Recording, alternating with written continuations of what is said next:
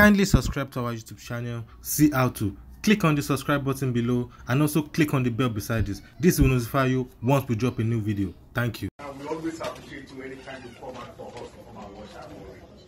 Also, I really want to say thank you for coming now to support my sister.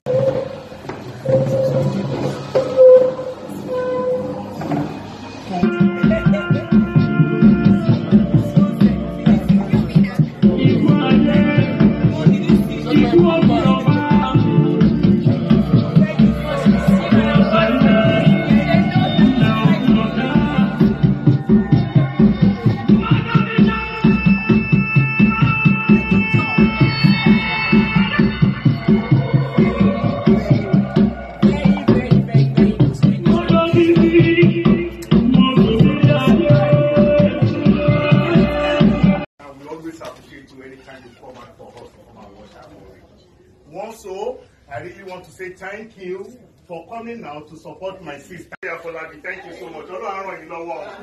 Modorisa ni wọ́n pè obìnrin nìkan ṣo ló wà bẹ́ẹ̀ ó dùn mí dé ó tiẹ̀ fi mí sọkùnrin kan nǹkan tí gbogbo bẹ̀rù ẹ̀mí tẹ̀ wá nínú àwọn ọmọlọ́run ìbí òkú máa lọ múra bí obìnrin lọ. Thank you so much. I really appreciate yín gan. Ẹ ṣé gan. Lágbára Ọlọ́run ògo yóò ní wọ̀kun ọlá yóò ní wọ̀kun.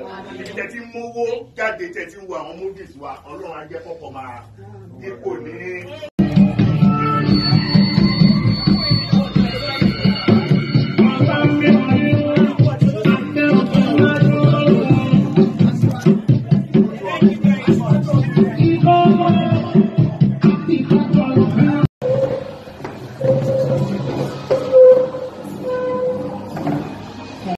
Thank you so much, my darling sister, all the way from Dubai. That's Bridget Misa. So watch out, Dubai. We're coming with Modorisa. Only Lagos people will not enjoy this movie. I am bringing it to the Arab country. You guys can't wait to see this movie. We're going to be showing Modorisa with my birthday party. We're going to have a party, boat cruise. Tell them now. See, I'm my promoter now. Modorisa is actually a movie everyone should watch. If you want something not the usual thing, if you want something unique, something different, it is Modorisa. Just come for it. You enjoy. Thank you so much. And about Dubai?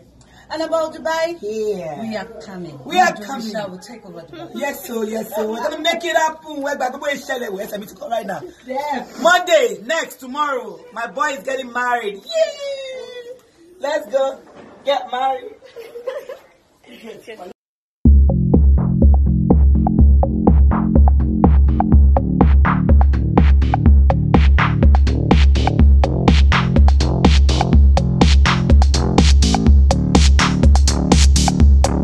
Thank you so much for watching. You want to see more?